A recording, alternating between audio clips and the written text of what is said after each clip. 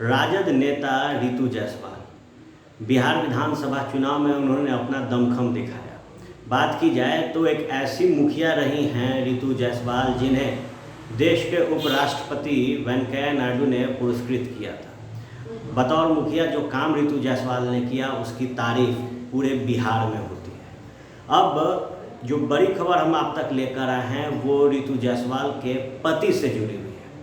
बता दें आपको कि त्रिस्तरीय चुनाव की तैयारी जो हो चुकी है और जो नामांकन प्रक्रिया है वो भी शुरू हो गया है। ऐसे में अब मुखिया प्रत्याशी के तौर पर रितु जायसवाल के पति मैदान में होंगे।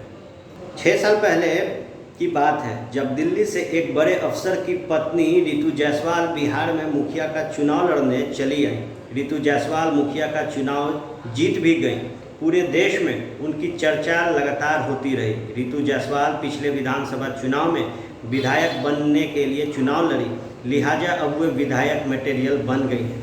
अब रितु जायसवाल के अफसर पति मुखिया का चुनाव लड़ेंगे। 6 साल पहले रितु जायसवाल चर्चे में आई थी। वे सीतामढ़ी जिले के परिहार प्रखंड में सिंहवाहिनी पंचायत की मुखिया चुनी गई थी।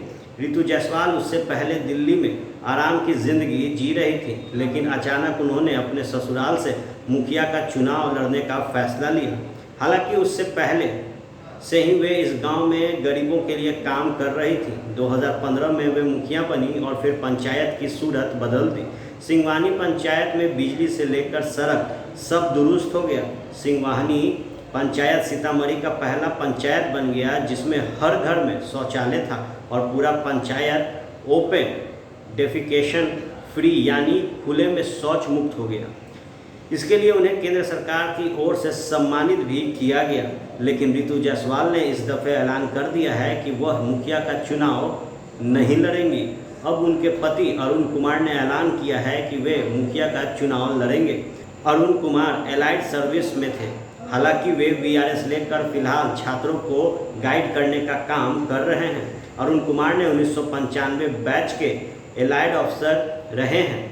दिल्ली में सेंट्रल विजिलेंस कमीशन के डायरेक्टर रहते हुए उन्होंने वीआरएस ले लिया था।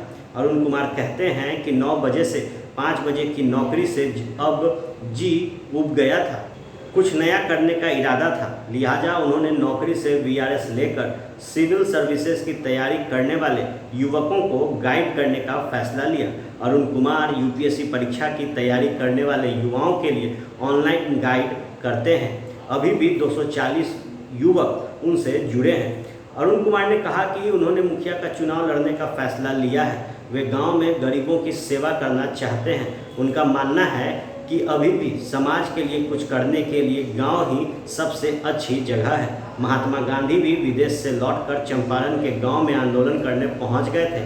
अरुण कुमार कह रहे हैं कि उनके पास एजेंडे होंगे, कमाई, पढ़ाई, दवाई, सिंचाई और भ्रष्टाचार के खिलाफ लड़ाई। अरुण कुमार कह रहे हैं कि उनकी पत्नी रितु जायसवाल ने जो काम किया वे उसे आगे बढ़ाएंगे। रितु कह रही हैं कि अब वे राजद की प्रदेश प्रवक्ता बन गई हैं। उन्हें पूरे बिहार की बात करनी होती है। वहीं पहली जिम्मेवारी परिहार विधानसभा क्षेत्र के लोगों को देखने का है। गौरतलब है कि रितु जायसवाल ने राजद के टिकट पर पिछला विधानसभा चुनाव परिहार से लड़ा था और वे मामूली अंतर से चुनाव हार गई थी। सिर्फ 1500 वोटों से उन्हें हार का सामना करना पड़ा था। उसके बाद भी वे लगातार परिहार क्षेत्र में सक्रिय हैं।